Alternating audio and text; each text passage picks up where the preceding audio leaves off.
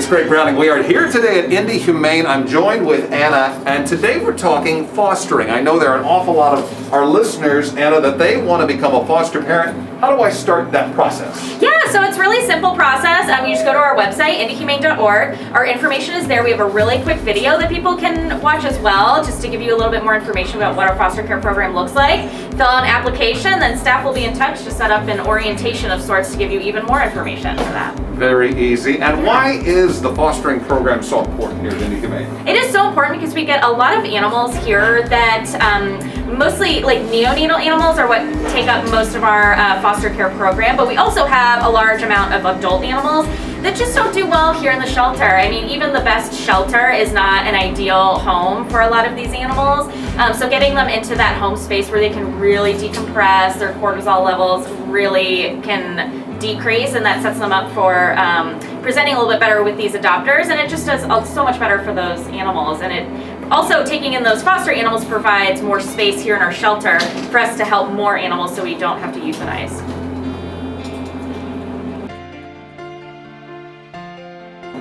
So, ready to become a foster parent, but I think, Anna, for a lot of people, they say, well, how do I pay for this, or how much time is this going to take? Help me there. Help me to understand that. Sure. So that's definitely an interesting concern, but it's not something that the foster parents really need to think too much about, because thankfully IndyHumane is able to provide those resources that you need. So what that means is we're going to provide the treatment plans, the medical care. We have a really great medical team here with veterinarians. We're also going to supply you with all the supplies that you need. So that's food, that's litter, that's beds.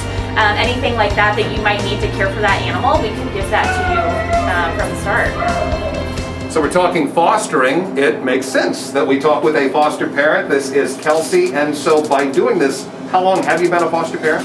I've been a foster parent for about 2 years for IndyHumane. Wow. And so what's the most rewarding part of this?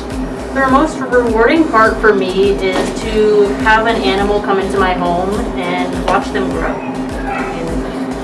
I take in some bottle babies occasionally, and to watch them grow from just a tiny little thing to a kitten that's ready for adoption is just it's an awesome thing. So Kelsey, when somebody becomes a foster parent like yourself, it's not just a matter of you receiving the pet and then them saying, hey, good luck.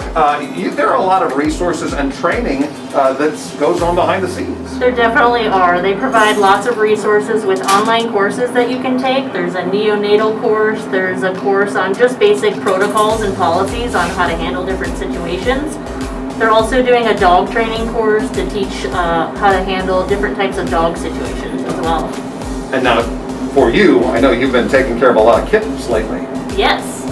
We have 4 kittens right now. We received them as bottle babies. They did require around-the-clock care at first because of their age. You feed them via syringe or bottle with some specific formula that's needed for kittens, and then we just took care of them for a few weeks until they started eating food by themselves.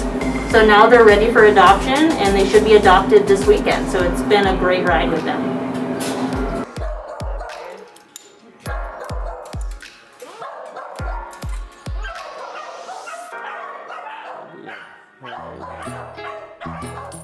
So speaking of fostering pets, how about this sweet peep? Yeah. And we're joined now by Hayley. How many foster families are we talking about currently helping? We have about 400 foster families who are active at the moment. And just this year we've had several hundred sign up to foster throughout the pandemic. And they've just been truly lifesavers throughout the year.